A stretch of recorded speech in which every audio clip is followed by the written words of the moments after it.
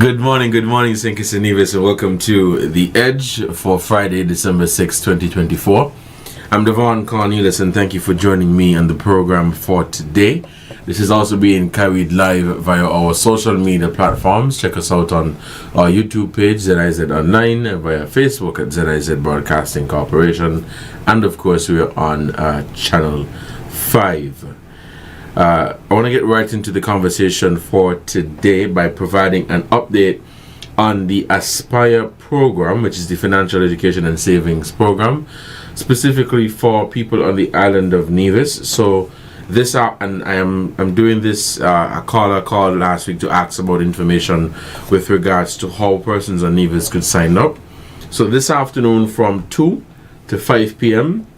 you are encouraged to visit the DR Walwyn Plaza in Charlestown from 2 to 5 p.m. to sign up for this initiative. And just in case you're wondering what items you're supposed to walk with, two valid IDs, so two valid IDs, that is for the parent and or guardian, the child's birth certificate or the citizenship certificate, and a recent proof of address. So it's very simple. Two IDs, that is your IDs, the child's birth certificate, and a proof of address within the last 3 months. And this is happening in Nevis this afternoon from 2 to 5 p.m. at the DR Walwyn Plaza there in Charlestown. Again, it's $500 in cash savings, $500 in investment savings, and of course free financial education. When you go, ask all of the questions that you may have, and they will be better positioned to inform you. Joining me on the program today is Austin Edinburgh, Special Advisor in the Prime Minister's Office, and we will be talking on a number of governmental matters of national importance. Matters of national importance, things of St. Kitts and Nevis, and of course giving you the callers an opportunity to weigh in, and we have a discussion right up until noon. Mr. Edinburgh, good morning, and how are you doing today? Good morning. I'm not too bad, Devon, and let me say that let me clear the air. I'm advisor in the Prime Minister's Office, and so those who think that anything I say has a bias, well, I'm advisor in his office, but I can assure them I do not stifle my conscience, and I don't have to stifle my conscience. And so anything that I advocate is because I believe strongly as well that is the best for the Federation of St. Kitts and Nevis. I want to clear the air on a few things as well, Devon, and since yesterday was the reporting on the 90-day campaign against crime and violence, and but I said nothing previously, but since the PS for National Security seemed to tell everybody yesterday that it was my brainchild, then maybe I that is the thing about the society, is that they assume that they know what you're doing and what you're not doing, because you don't come out and say, I did it. My job doesn't allow me to do that. And I would not have done it anyway, because a job as an advisor to anybody is a highly confidential job. It is only the establishment, if they so choose, that can reveal certain advice that they've gotten from you. Then you could speak on it. And so yes, I was I planted the seed. And that was based on my involvement in the police force at an early age, and also because of the research that I did. And so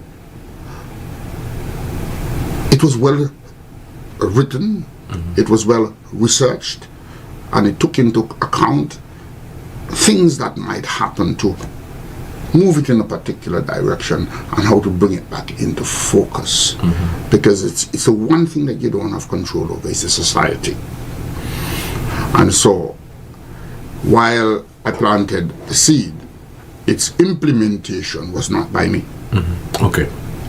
And so we have to give credit to those who implemented it. Yes, I continue to be, and I'm on the committee, and so I continue to voice my opinion in terms of shaping it.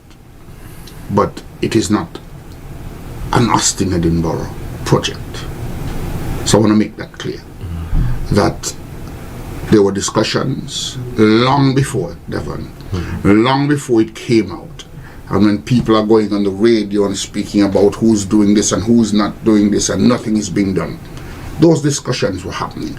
But you had to properly plan it so that it doesn't come out, and as soon as it comes out, something happened and it is derailed. And so that's why we were able to tweak here and tweak there, because those mechanisms were in place as well. And I want to say that that's a campaign. The real work begins after the campaign. And so if you've noticed that at the end of the 90 days, we now begin the focus on beyond the 90 days. That's when the real work begins. The campaign is only to sensitize and to get people to take certain actions.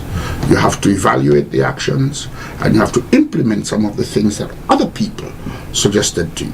And all of that is what would happen beyond the 90 days. I was at the presentation yesterday where two persons in particular, a family counselor Alicia Collins and I believe a PhD student Lance Richards, they made presentations on what came out of the 90-day campaign. One spoke towards feedback that they got and the team got from engaging with people across St. Kitts and Nevis on a number of topics that fall under the whole issue of crime as a public health issue, right? And one of the points that they made mention of was there were people who they had doubts, not necessarily doubting the initiative, but doubts in the sense that they're saying that, look, there have been past initiatives and they have fallen through the cracks. They basically want to know what steps would be taken to ensure that this one is concretized and this one is carried out. And as I listened to the presentation, I said to myself, what has to be front and center for this thing to work is community. So I could come here and say, Edinburgh, I have a fantastic plan to tackle crime and violence, right?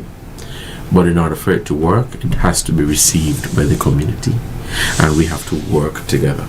And if you realize, I mean, that's where the focus was, and I will tell you that, but if you realize that part of the byline is a whole of society approach. Yeah. And that is why that was the main focus. And before any implementation, the chamber was involved, the churches were contacted. Now, these are things that people do not know unless or until you tell it to them. But that's why I said to you, Devon, it was a plan that was properly constructed, and the implementation of it. And we also looked at the end, what happened at the end. And so we will also be moving beyond the 90 days. And so we would hope that the society as a whole as well will move with us beyond the 90 days. Now, I want to say something about this 90 days, Devon. I want to know how I feel, what other persons have said, and I would like your opinion on it. That's a quarter of a year, 90 days. And in this particular quarter, Devon, there is a sense of security. People feel much better about the society, and there has been a drastic decrease in that particular quarter in terms of violence and homicides. And this, the credit for this doesn't go to the government. The credit for this goes to all of us as a society, because this campaign, while it was government-led, at all stages of the campaign, it was society-driven. Correct. And so I want to thank the society for receiving this campaign the way they did, and I would want to encourage them that they also work as fervently and as sincerely and as involved as we move beyond the 90-day campaign into continuing to make the society better for all of us as it deals with crime and violence. So, looking at it as a public health issue, and we're talking about 90 days and beyond the 90 days, when you're tackling any disease, they tackle it in stages. The medical professionals will tackle the disease in phases, where they start with phase 1, phase 2, phase 3, until they completely, or to some extent, eradicate it or bring it to an all-time low or under control. And it is the same approach that I believe should be taken as it relates to crime. I have maintained that it is absolutely impossible for you to roll out an initiative today in the fight against crime and violence, and next week you completely eradicate this issue. It is a process that would take time, because as you mentioned, while it may be government led, it is community and society driven. Exactly. And so it simply means that the community has to work with the government, the authorities, for this thing to actually work. And that is how I see it. As a matter of fact, there was one meeting, and I just want to say this, where the chamber representative, that was in its early stages, was so excited. And what that representative said is that the chamber, before they were brought in, was unaware that there was this plan coming forward. And so they themselves were thinking about something similar. Okay. But the Chamber of Industry and Commerce was involved. The churches was involved. The other faith-based organizations were involved. The governmental agencies, other governmental agencies were involved. And so that's, like I said, the credit for this goes to all of us as a society. And today I can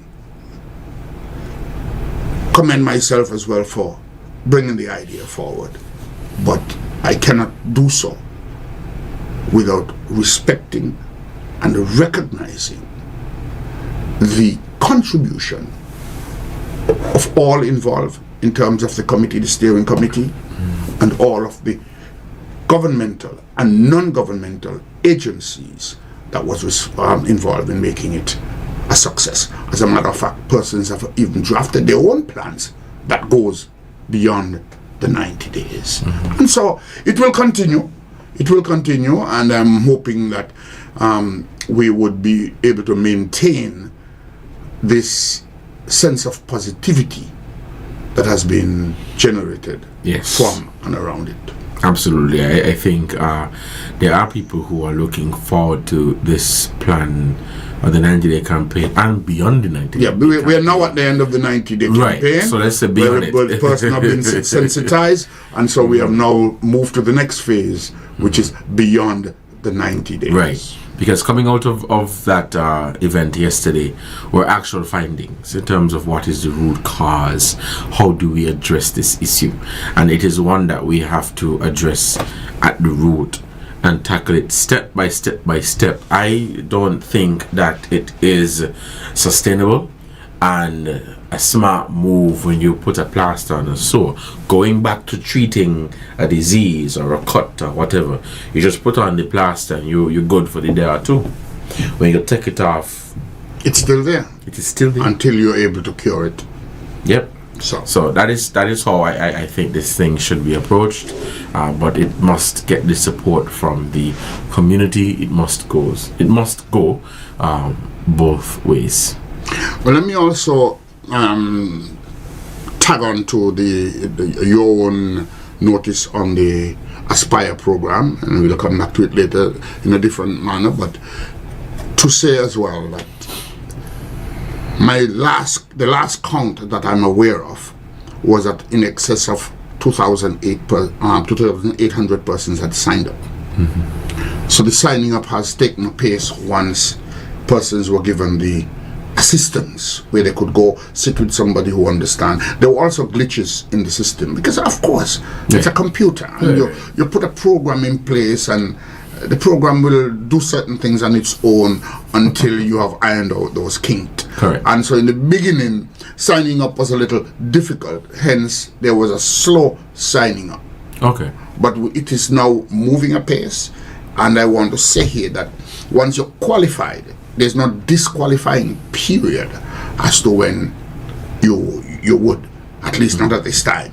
And so you will have time for to sign up. But please, don't wait until 2-3 years to sign up. Do it now, so that that investment could be placed there, and we could have a good program, understanding where we are right at the start of its implementation. And I want to settle all of those naysayers in the beginning, because even right here, they're telling me, oh, it's only an idea, and I said, it will come to fusion.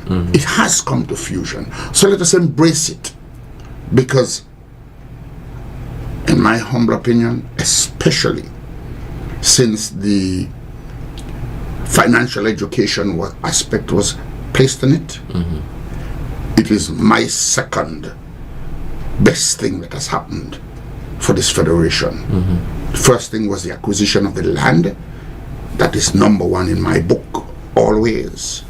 And now this Aspire program, and I said edged out in my mind, because social security is really excellent, but because of the financial education aspect of it, and because this is the first program that directly benefits our young citizens, which I don't want to say they were overlooked, because they were never overlooked, but which were looked at through the eyes of their parents and guardians.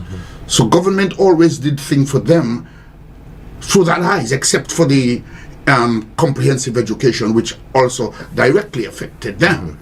But this one is taking them into account and their economic progress as a citizen. And so it edged out social security into number 2 for me. So of course social security is number 3, and then the education, comprehensive education, is number 4 for me. I'm just saying these things. That's me. That's how I feel. People may have different opinions, and there's nothing wrong with that. Right. But so I really feel good about that. As you mentioned that, Mr. Barrow, Mr. Edinburgh, I wanted to highlight or to add to what you were saying when we're talking about Aspire. I'm not sure how many people know, but there is now the Aspire bill, which was passed exactly in the National Assembly. That was on the 28th of November. Giving legal concreteness, right, and so legal protection. I was having the conversation the other day with a colleague, and I was trying to explain to them simply what it means. It is no a bill, it is no law. Exactly. So this, we know in the Caribbean, governments change, governments go and come, and one of the things that we suffer from in the region in terms of continuous development is where when an administration changes, they completely throw change away ideas, change policies and different things. So I was really happy when I saw that this was tabled in the National Assembly and it was successfully passed. Well, and I think that's all I'm saying. That has weight to it. Exactly. That has weight to it. So all of the naysayers, just embrace the program, because it is second to none in the as a matter of fact, let me put it this way, it is the only program like that in the region, and I believe in the whole Western Hemisphere. Yeah, I was doing some research, and I cannot find where any other country in the region, anywhere else, has given each child $500, or is attempting to give each child $500 in savings and $500 in investment. Again, the reason why I personally really like the program, because when I was 5, there was no government coming to say they put in money in my account to secure my future. So it's major, because again, I'm looking at what could come out of it 10 to 15 years from now, after my nieces and nephew get their investment in their account.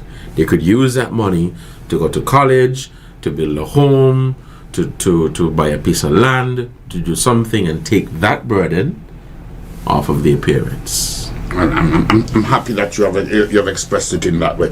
But Devon, we have things to talk about that is a little bit more current. And so, I wouldn't say a little bit more, not current, but maybe a little bit more anxious on the minds of people. And I want to speak, Devon, to the state of our economy. And I want to say that we are rebuilding, but it is not rebuilding that is going to be easily seen because of what happened within the last 7 years. Devon, I'm talking about before the change of government in administration really, in 2022. Devon, I want to first go to England, because when they looked at the books, when you're not in government and you looked at what comes to Parliament, a party in opposition will make certain projections based on that in terms of what they will do with the state resources if they become the administration. And the now administration in England promised that they will not raise any new taxes, at least within this for the particular budget that was coming up as soon as they came into office. But they uncovered a black hole that Boris Johnson had maskily placed in the economy of England. And as a responsible administration, you have to plug it. Because if you don't plug it, it is going to cause the whole structure to decay or to even crumble fully. And so they had to turn around and introduce taxes. It's not because they made an unrealistic offer to the people. It's because they took into consideration what comes out in the budget, what comes through Parliament. Those are the things that you have information on. Well, that has been no different in St. Kitts and Nevis. And so the projections that were made by the SKNLP administration when they were in opposition coming in was based on those figures. But there was a vast black hole uncovered once they got into government. And so let me explain to you how this black hole was created without anyone taking notice. Using my own words. You go into the house and you go to the furthest end of the house where nobody comes, so maybe a small room that is hardly used, and you bore a hole in the floor. That on its own would not create much of a problem. But when you use that hole to tunnel out the structure, the filling of the foundation, then if that is not repaired, if there's no foundation, the structure is going to crumble totally. So that's what we found. What they did was to go into that room, bore a hole, and started to take out the strong areas of the foundation. That's where they started first. And whatever they could find to take out of the foundation, they brought it up through that hole. And the only thing they did was to attempt to boost their popularity at the expense of the country. But let me tell you whose expense it was, specifically. Social Security pensioners. Let me tell you what was done. Because they don't have to do anything in Parliament in relation to Social Security money, you borrow Social Security money and you place it in development bank. That's what they did. So let me lay the framework. The Minister of both Social Security and Development Bank was Dr. Timothy Harris. He was the Prime Minister. The CEO of Development Bank was his brother, Len Harris. But that same Len Harris also sat on the board of Social Security. So there was no accountability with respect to those loans. And hardly any payback. And I know they're going to say, previous administration borrowed money too. And that is part of it. No. When you refinance a loan, it's a new loan going to the bank. On the day you refinance it, it becomes a new loan from that date. And so when they added that hundreds of millions of dollars to whatever was the balance of the previous loan, it became one loan from that particular date. And hardly any repayment was made. But you're not going to see that in the budget. So they're able to show you that we have in a balanced budget and we're able to do this and we're able to do that and we're able to give $500 there and we're able to give $1,000 there. That is just popularity boosting. We're able to pay double salary here and double salary there and every year except, because that's what he said, every year except the year of COVID.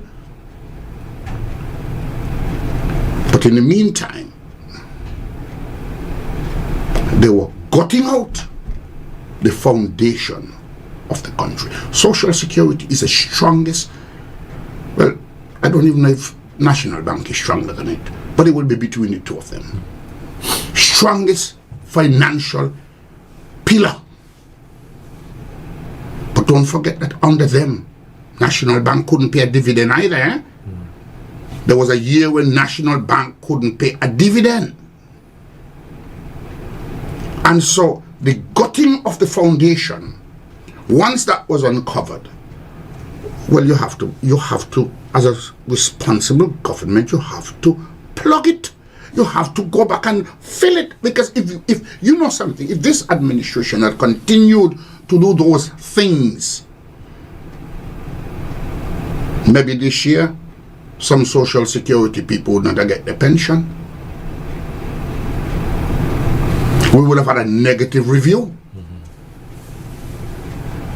And so the government, realizing that that had happened, yes, you have to still look after the people, and so some of that were done. But you have to rebuild the foundation. And that's the part that persons are not going to see. Just the same way they didn't see it when it was being gutted, they're not going to see it while it is being rebuilt. Because you now have to go back in the same tunnel, but instead of taking out, you have to repack. And so all of that work is done, not in the eyes of the public, but it must be done. Because if you do not do it, we're all going to crumble. And let me use my own analogy, because I believe that there is, I'm going to use a term, and it's not just in St. Kitts, it's all over the world. There's an addiction to freeness. I have an addiction, a serious one, to nicotine. I know the ills of smoking cigarette on my body. Nobody got to tell me. I know, Devon. I know. I've researched. I've promised myself I'm going to stop. I've been in conference, Devon. I was in a conference where the effect of cigarette on the body was being discussed. And the first break that I got, you know what I did? I went to hide and take 2 whiffs, just 2. I lit a cigarette because I had to feed that craving. Now, somebody will say, but you didn't have to, and I'm not going to be upset with them for saying that. Because they're trying to help me. Right. But somehow, when it comes to wanting to feed the craving, it just overtook everything else. So what's happening here is that persons with that addiction to freeness generally, and if you look at it, you will see, even if that freeness is bad for you as a whole, when that itch comes, you want it scratched. When that craving comes, you want it satisfied. And so it blinds your vision of the larger picture. And so I'm not upset with them. I empathize. But as a government, it has to do the responsible thing. The SKNLP administration has to do the responsible thing and rebuild, re-strengthen the foundation. And one of the ways, just one of the ways, and that has taken the most of our financial resources, in which it has been done, is to put the development bank in a position that it can repay Social Security.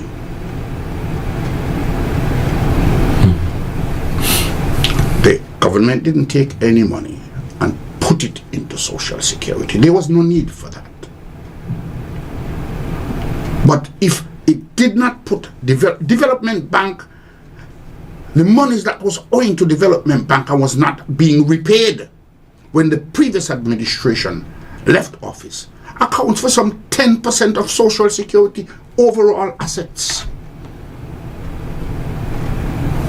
That's a large chunk. They were playing with the pensioners' pension. That is what they were doing. They didn't care. They just wanted their popularity boosted.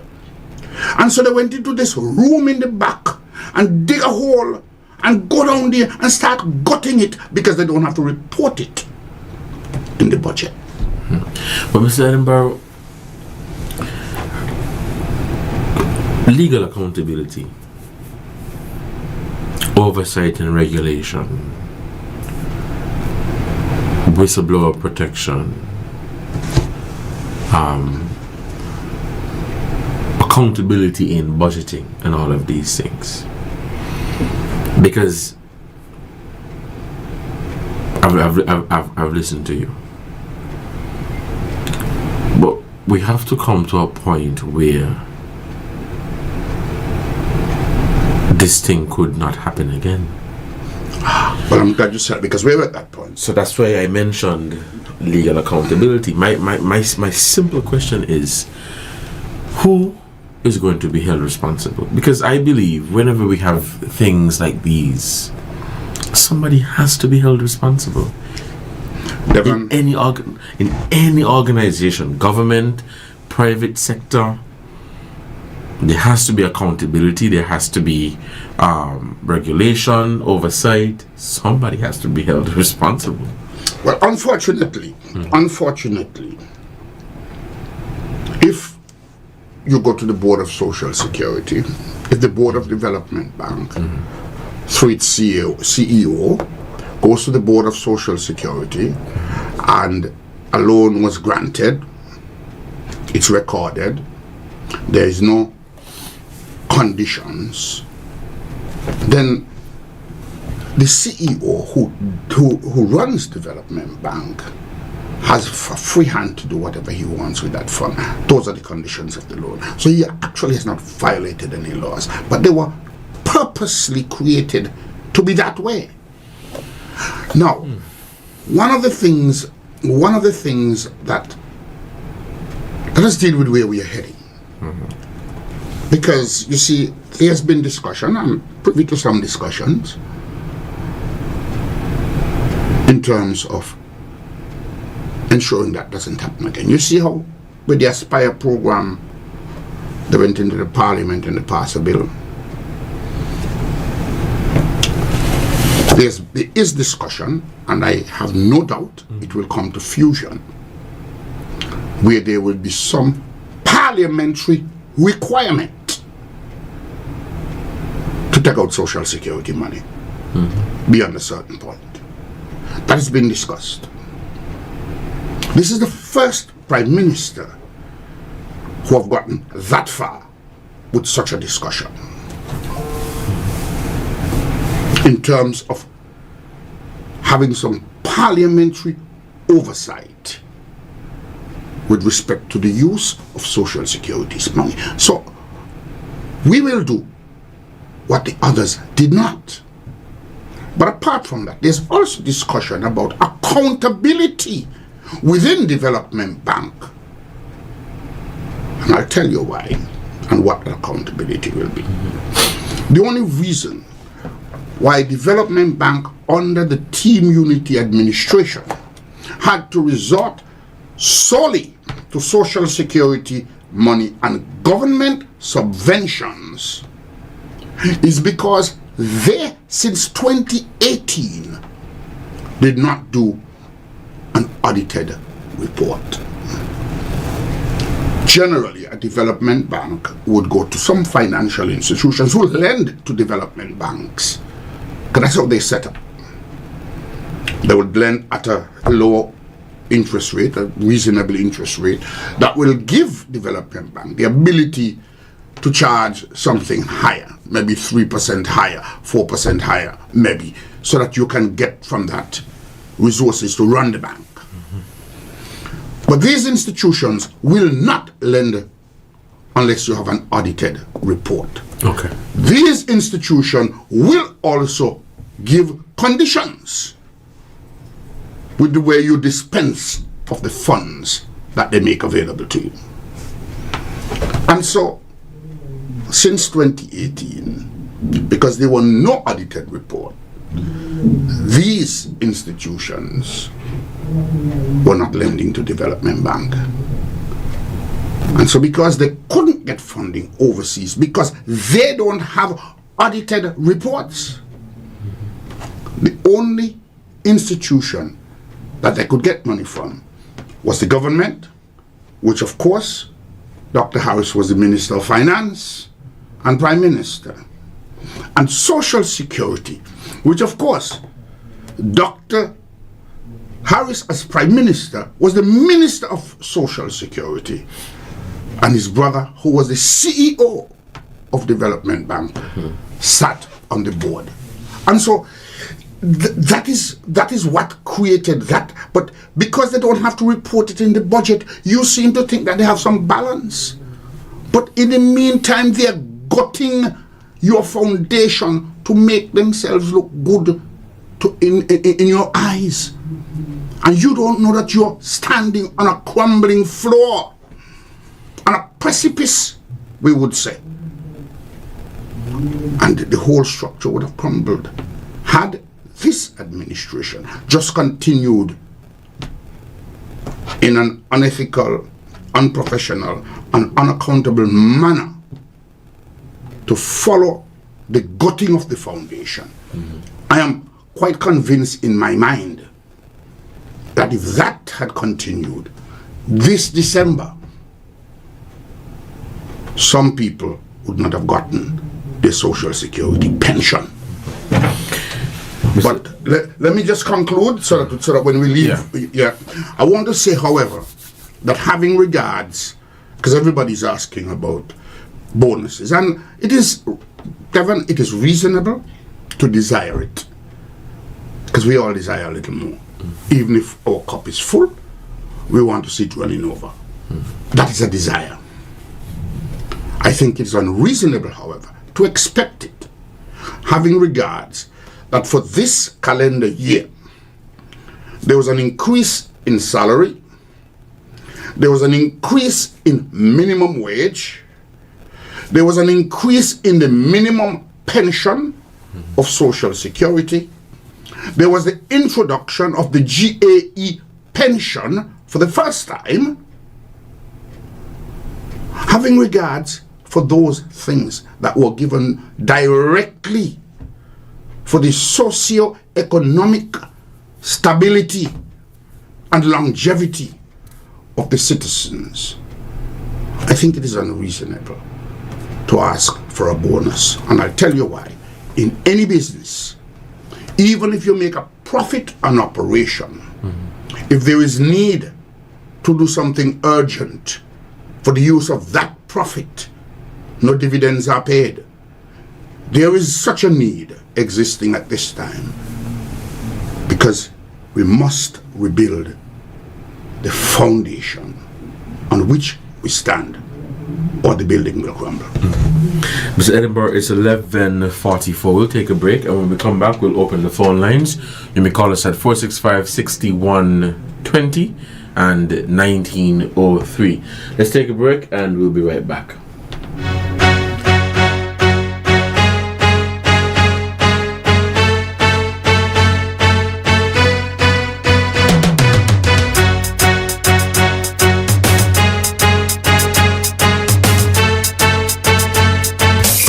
December, Builder's Paradise is making your holidays brighter with our staff price for all December store-wide sales event. Yes, you heard right. For the entire month of December, everyone shops like a staff member.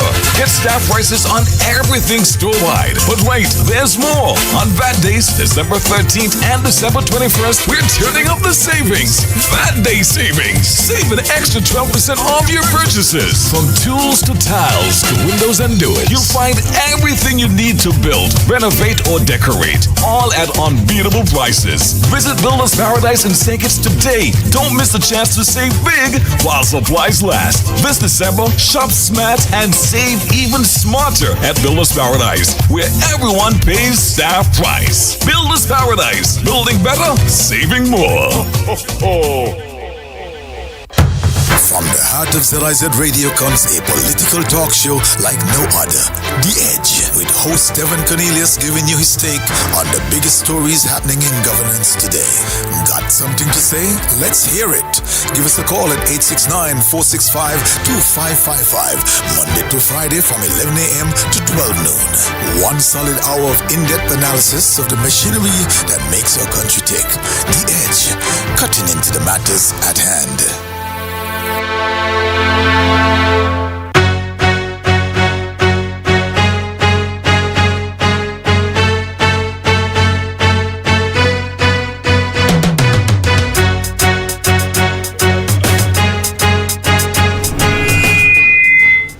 Welcome back to The Edge here in ZIZ Radio 96.1. Devonne Cornelius, and thank you for joining me on the program for this morning. If you're just tuning in studio with me is Austin Edinburgh, Special Advisor in the Prime Minister's Office, and we are speaking on a number of matters of national importance. Specifically, we are talking about the state of the St. Kitts and Nevis economy, and we may not be able to, of course, cover everything in 1 hour. It has to be a continuous conversation. We're in the month of December.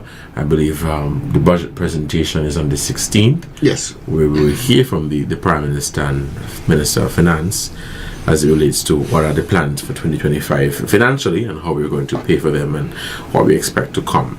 The phone lines are open, 465-1903 or 465-6120. Now, Mr. Edinburgh, I have my ears to the ground, right? Yes.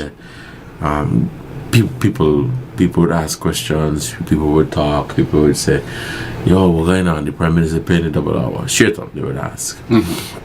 And I would listen to them as they would give their reasoning as to why they believe it should be paid. And some would make the argument that, yes, there are some civil servants who go above and beyond, and it is an opportunity for them to receive a bonus.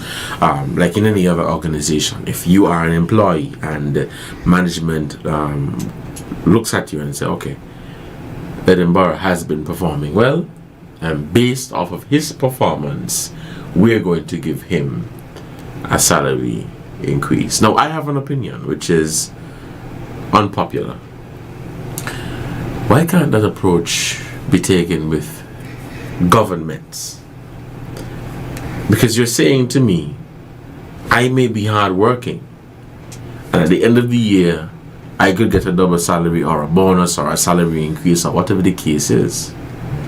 But I'm going to be very blunt and very frank here. Mr. Edinburgh. There are civil servants, and I'm going to be very clear, there are civil servants who do not deserve a double salary, who do not deserve a bonus. And I'm not going to get some licks for it, but I've said it before, and I will continue to say it. Because I know of some civil servants across St. Kitts and Nevis who molest the system and do absolutely nothing, and have this mentality in government, but a completely different mentality in the private sector. I have met civil servants who have worked, of course, in government, and they work at a private organization part-time, and is a completely different person when they enter that private organization. How they react to the business, how they deal with their fellow work colleagues, how they deal with customers. And I don't want to say I can't blame them, but it is the societal norm and the culture that has been developed in St. Kitts and Nevis and across the region, that when you work for government, you just wash your foot and come. And so it is something that we're going to, I want to say we, all of us, can have to work to break that cycle and eradicate. And that is why every year there is an expectation that a double must be paid. We have a call on the line. Let's take this call. Caller, you're on the air. Okay, we lost that one. 465-6120, 465-1903. We'll monitor the phone lines, but in the meantime, Mr. Yes. Edinburgh. Let me respond to that, and let me respond by saying this too. They were speaking about parliamentary, and I said that with respect to the development bank, there's some discussion again about accountability, parliamentary accountability of some officer or some officers within that bank to deliver an annual audited report.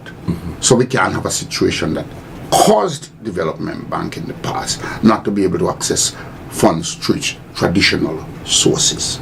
So that's what I'm speaking about. Now, you have civil service regulations. They are covered by law. And you will have to satisfy those regulations and laws for not giving all a bonus.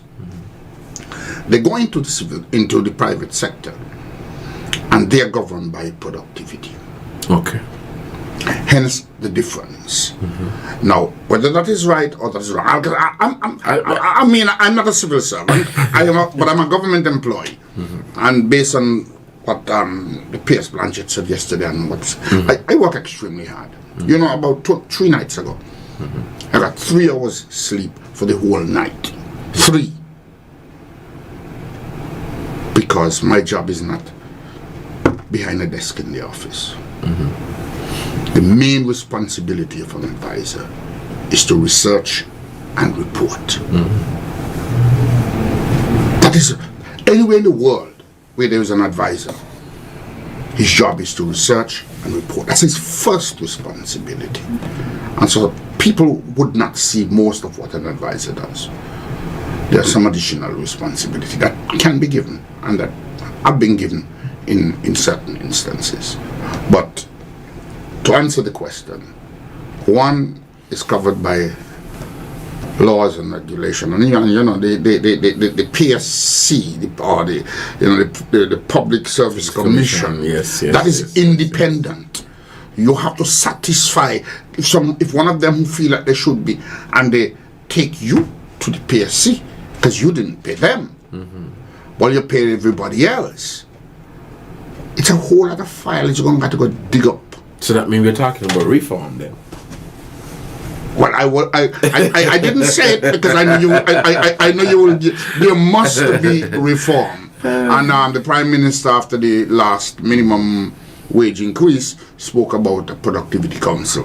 Yeah. And all of those things we are hoping to bring into reform of the civil service and of employment regulations generally. The phone lines remain open, 465-6120 or 465-1903. You're listening to The Edge here on ZIZ Radio 96.1 FM, and in studio with me today is Austin Edinburgh, Special Advisor in the Prime Minister's Office. I must mention that we've been having a bit of a challenge with the phone line, so there were some new numbers that we acquired. So please call us, lend your voice to the conversation, 6120 and 1903. But we have 5 minutes left, so while we wait, we may be able to take 1 or 2 more calls to quickly summarize and wrap up what we've discussed today. Mr. Edinburgh, yourself? Well, let me say this, and perhaps we have answered the question for the caller who was on the line, so maybe that's why that person hasn't called back. But I'm a straightforward guy. And as I said, a double salary would benefit me. Me too. Like it benefits everybody else. Right. But I also have a conscience. Maybe I have a little more access to the information than other persons who work for government might have. Okay. And so maybe that's why I can feel the way I feel. But they know, generally speaking, that things were never what they were made out to be. They know. But perhaps if anything that should have been done that was not done, is that maybe it should have been explained sooner. Because things just wasn't right. You can't see it from the outside. You're looking at the figures that come out in the budget. And of course, if there was a surplus, and all of these surplus are just doing nothing, then you must think that you as an administration coming in can do something with those surpluses for the people. But then you come in and you realize, hey, but the government, but Development Bank owes Social Security hundreds of millions of dollars that it is not paying. And then, hello? Yes, caller, go ahead. Yes, good day. Good day. And good day to your guest, Yes, Edinburgh. I'm calling in relation to the Aspire program. Yes. You make mention of the IDs that is required for the child. No, not for the child. I didn't hear you mention... No, sorry, caller. passport. Sorry, hello, caller? Yes. Yeah, the ID is not for the child. The ID is for the parent and or guardian. And then you carry the birth certificate for the child. Or the certificate of citizenship. Well, the reason why I'm asking because mine was done online. And it required the ID of the parent, both parents, and also for the child. No, the birth certificate for the child. Birth certificate. Birth certificate or certificate of citizenship if the citizenship was acquired through descent. Right. So I'm asking if the passport, because the child has a British passport, if that cannot be used also. No. They're asking they specifically asked for what they were asking for birth certificate for the child. Or the certificate of citizenship. And then for the parents, or parent and or guardian, it's their IDs. Which also include a passport? If not for the child, if the parent want to take a passport as one of the IDs, that can be done. Yes. Yes, that can be used as an ID, as a form of ID for the parent. All right. Okay. All right, caller. Thank you so much. Thank you. Thank you so much. It's 11:58. We cannot take any more calls. So let's quickly wrap up. You were making a point. Let me make the point, Devon, because I'm going to wrap up now. That this maybe we should have an in-depth discussion. So there's another thing that is being discussed, and maybe that might come out soon, because we will have a conversation with the citizenry with respect to cost of living, its increases. That will happen. This administration will ensure that where there is need for changes within its policy to better buttress the economic needs and the social needs and the educational needs of its citizens, that there are conversations. There was one such conversation with respect to mold, and mold air quality generally has become an issue because it is air quality that one of the contributors to the type of mold that we have. And there was that national discussion about the mold situation in St. Kitts. And while people still choose to focus on government buildings, I want to say this. All of us, our homes have mold. The reason why, however, it is less extensive in our homes, because a lot of us would have a window or two open, and so it has been able to be aerated. Yeah, right. But if you live in a building where it is continuously locked down and under air condition, you better look carefully, because you have a mold issue in that home as well. Government buildings, you can't leave them open overnight. So 24 hours they are closed. And you will have, in the day when they're working, air condition running, some people leave the door open, condensation happens, and then when night comes, you lock them down again. And so we are going to have a conversation with the general public with respect to the economy, because the economy is not the economy for the administration. The economy is the economy for all of us. Right. And all of us contribute to making St. Kitts great or less. I want to say, in closing, that we are plugging this hole. If we do not take the odious, and I say odious because it is not a popular decision, because you're not going to be scratching that itch or satisfying that crave with this decision, but it is the best decision for St. Kitts and Nevis and all of us. We have to repack and re-strengthen the foundation that we can give to our children and grandchildren and our generations yet unborn. A country that has strong foundation, as was handed down by our first national hero, Robert Llewellyn Bradshaw and his team. We had social security. For the first time, people could have gotten land and go in the bank. A lot of people do not understand why the private owners refused to accept which was the best offer, because the Premier Bradshaw at that time took what was the best market offer and said, that's what I'm willing to pay. But they refused. And it was not just for the want of money.